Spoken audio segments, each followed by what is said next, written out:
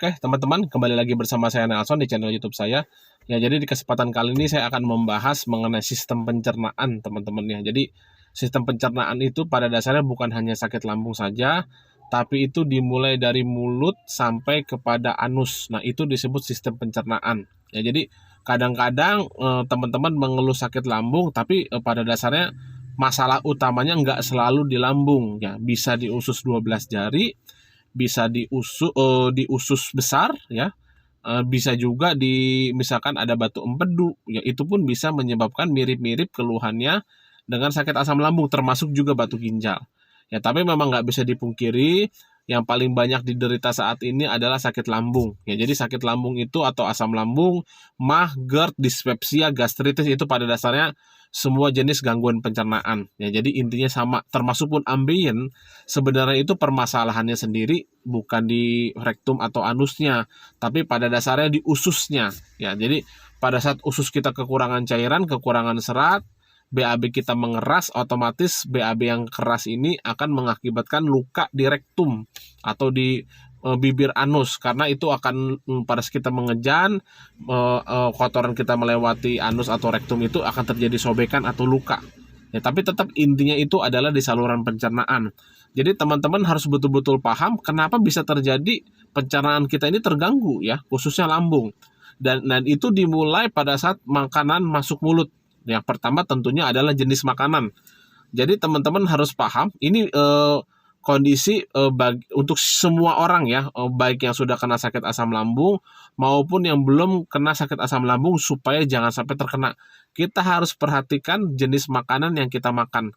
Jadi kita makan bukan khusus kepada makanan ini rasanya enak atau tidak, bukan itu kunci utamanya supaya kita sehat, melainkan pada saat kita makan makanan ini, apakah makanan ini bisa menyehatkan tubuh kita atau tidak. Nah, makanya tentunya kita harus betul-betul pilih jenis makanan ya. Jadi ada jenis makanan yang memang penggunaannya itu betul-betul harus diminimalisir. Baik walaupun itu yang belum kena sakit lambung ya. Contoh, mie instan ya, walaupun kita nggak sakit lambung, bukan berarti makan mie instan sering-sering, karena makanan mie instan ini bukan makanan sehat, teman-teman. Semua orang pun tahu. Rokok, kalau bisa rokok pun ditinggalkan total, karena itu kebiasaan yang tidak baik yang merusak tubuh. Kopi, teh ya, ini pun sama. Kopi dan teh ini bukan diminum untuk setiap hari ya. Kopi ini mengandung kafein ya. Jadi tentunya kafein yang terlalu banyak di dalam tubuh itu akan mengakibatkan denyut jantung bekerja berat. Kenapa denyut jantung akan berdebar-debar? Karena pada saat kafein itu aktif di tubuh kita ini akan menstimulan ya. Jadi seakan-akan contohnya kalau teman-teman ngantuk minum kopi, kopinya hilang. Jadi saraf-saraf teman-teman itu dipertegang oleh kafein, akhirnya ngantuknya hilang, lembesnya hilang. Padahal itu kalau dilakukan terus-menerus itu akan bahaya untuk tubuh teman-teman ya, karena yang harusnya istirahat dipaksa untuk bekerja terus. Teh pun sama ya.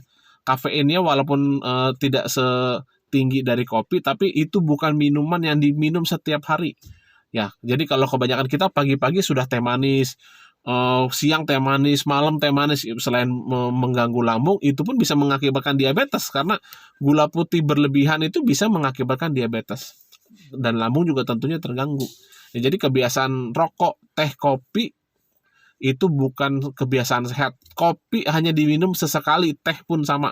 Kalau saya pribadi total tidak konsumsi teh dan kopi. Sebelum saya sakit lambung pun nggak pernah sentuh itu. Rokok pun saya tidak pernah. Rokok pun sama. Jadi ternyata banyak teman-teman yang saya udah pola makan banyak, pola makannya sudah baik, pola hidupnya sudah baik, kok nggak sembuh-sembuh. Ternyata saya tanya-tanya lagi, ternyata masih merokok. Pantesan tidak sembuh-sembuh, karena rokok itu tentu saja itu sangat berbahaya untuk kesehatan ya, bukan hanya lambung, malahan khususnya paru-paru, jantung juga sama. Jadi hindari rokok, kurangi konsumsi teh dan kopi.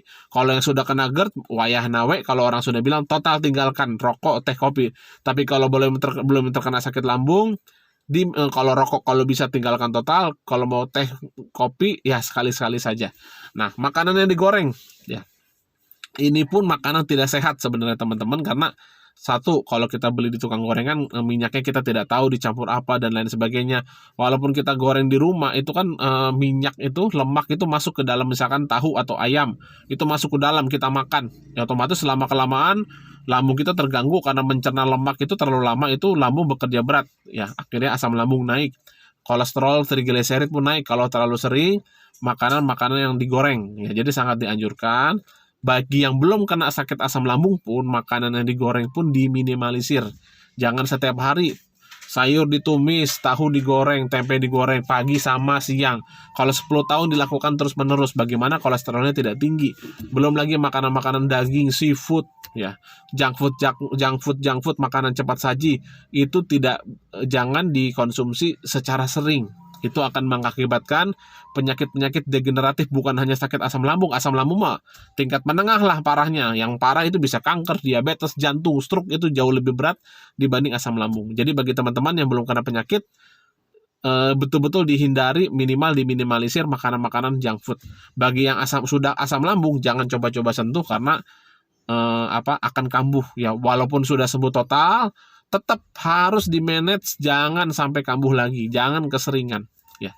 Terus pikiran cemas ya. Jadi walaupun belum terkena asam lambung, kalau kita terlalu stres ya, memikirkan hal-hal yang masa depan, aduh nanti masa depan gimana dan lain sebagainya, itu akan sangat berpengaruh sekali kepada lambung, karena otak dan lambung ini sarafnya berhubungan.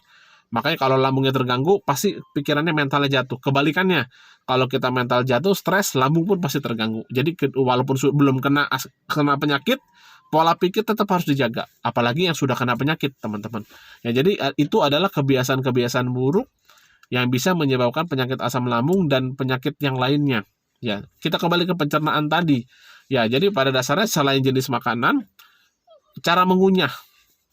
Ini tampaknya sepele ya. Jadi kita harus mengunyah makanan itu dengan halus ya, karena itu supaya bercampur dengan air liur yang mengandung berbagai macam enzim. Saya pernah jelaskan udah berkali-kali ya, tapi nggak apa-apa saya ulangi lagi. Dikunyah sampai 30-40 kali. Jadi jangan terburu-buru.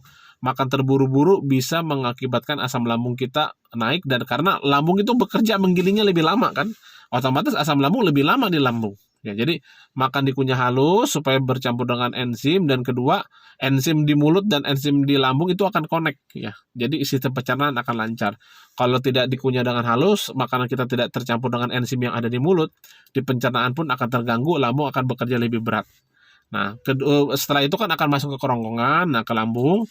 Nah, itu di lambung itu akan dicerna itu makanan kira-kira 4 jam ya. Jadi lambung mencerna makanan itu selama 4 jam, ini yang disebut fisiologi pencernaan. Nah, setelah lambung dicerna makanan dicerna di lambung selama 4 jam, nah itu akan dipecah ya. Gizi makanannya akan diserap oleh usus halus untuk dirubah menjadi gizi ya, ke peredaran darah.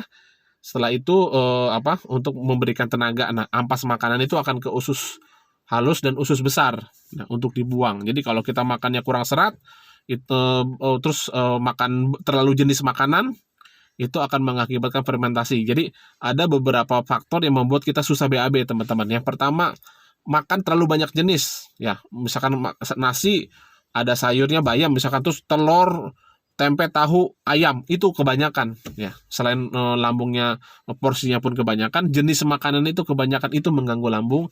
Sebaiknya lauk itu maksimal 4 macam, itu udah paling maksimal ya. Jadi jangan terlalu banyak jenisnya, dan porsinya pun jangan kebanyakan. Jadi lambung yang terlalu penuh, jadi ada penelitian ya teman-temannya. Jadi seorang peminum alkohol itu lambungnya itu memerah ya.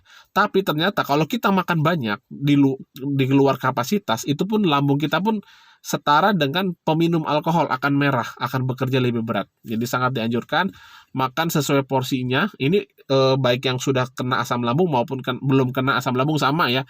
Jangan makan terlalu kenyang ya. Makanya ada pepatah bilang, tinggalkan meja makan sebelum kenyang. Karena memang betul, kalau terlalu kenyang, lambung akan bekerja berat, akhirnya akan terjadi, karena lama nih di lambung nih, akan fermentasi dia, membusuk, itulah mengakibatkan sendawa, gasnya keluar. Dan itu pun sama, mengakibatkan susah BAB, karena di usus kita, lambung kita banyak fermentasi gas-gas yang mau keluar, karena makanan yang membusuk di dalam perut ya. Karena terlalu banyak, nggak hancur dia, nggak selesai dicerna dengan baik. Nah, itu adalah beberapa kebiasaan sederhana yang bisa mengganggu lambung. Berikutnya adalah makan minum. Jadi misalkan sangat dianjurkan 1 jam sebelum makan kita minum ya. Terus 1 jam setelah makan baru kita minum. Jadi selagi makan ini jangan minum, teman-teman. Ini sering dibahas oleh Dr. Zaidul Akbar ya. Jadi pada dasarnya kita memiliki enzim amilase petialin, banyak ya jenis enzim, tapi yang paling terkenal yang teman-teman mungkin tahu dua, enzim petialin sama enzim amilase ya. Fungsinya itu dia itu di air ludah adanya.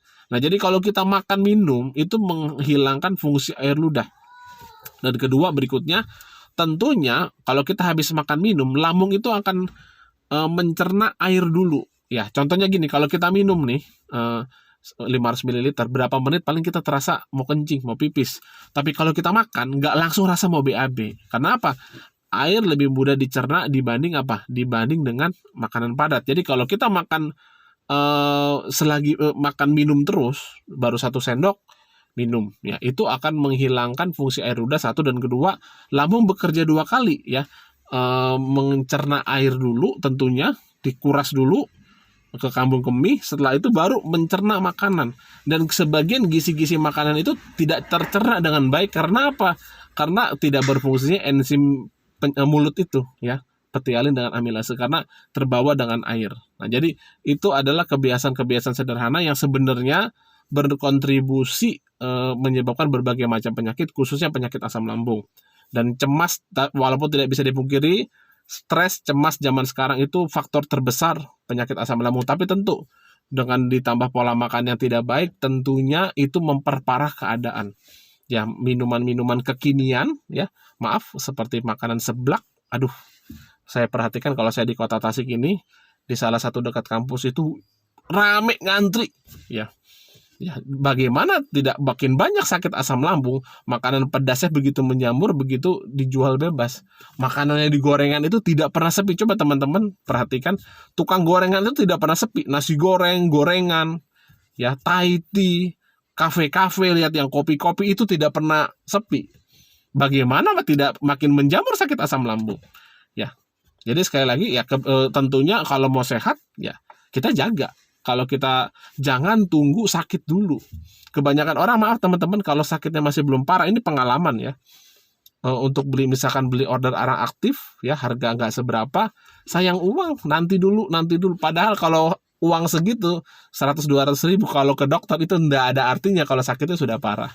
Ya, jadi jangan pernah sayang dana untuk investasi di kesehatan ya. BPJS aja per kelas berapa, sembuhnya belum tentu. Ya, jadi jangan ragu keluarkan uang untuk kesehatan, asalkan ya masuk akal ya. Jangan sampai jutaan ya, itu pun jutaan pun nggak masalah kalau memang bisa menyembuhkan penyakit kita. Karena yang namanya sakit itu nggak enak, apalagi sakit lambung, aktivitas kita tidak lancar, mental kita terganggu. Jangan kita tunda-tunda sampai berbulan-bulan, bahkan bertahun-tahun. Cepat ambil keputusan, saya mau sembuh, jangan ditunda-tunda lagi. Karena kalau sehat pun yang menikmati kan bukan orang lain, bukan saya, tapi teman-teman sendiri.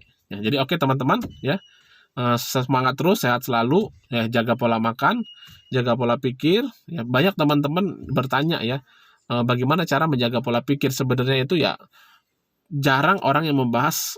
Semua ini kan dikendalikan oleh Tuhan yang Maha Kuasa. Jadi kalau memang pola pikir teman-teman baik, sebenarnya kuncinya itu nomor 1, dekatkan diri kepada Tuhan. Ya, karena Tuhan yang paling Maha Kuasa, bukan saya. Ya, jadi sesuai dengan agama masing-masing ya, taat beribadah ya, itu paling manjur untuk mengobati anxiety atau kecemasan. Metode-metode yang ada sekarang ini, kalau teman-teman tidak mendekatkan diri kepada Tuhan, percuma ya.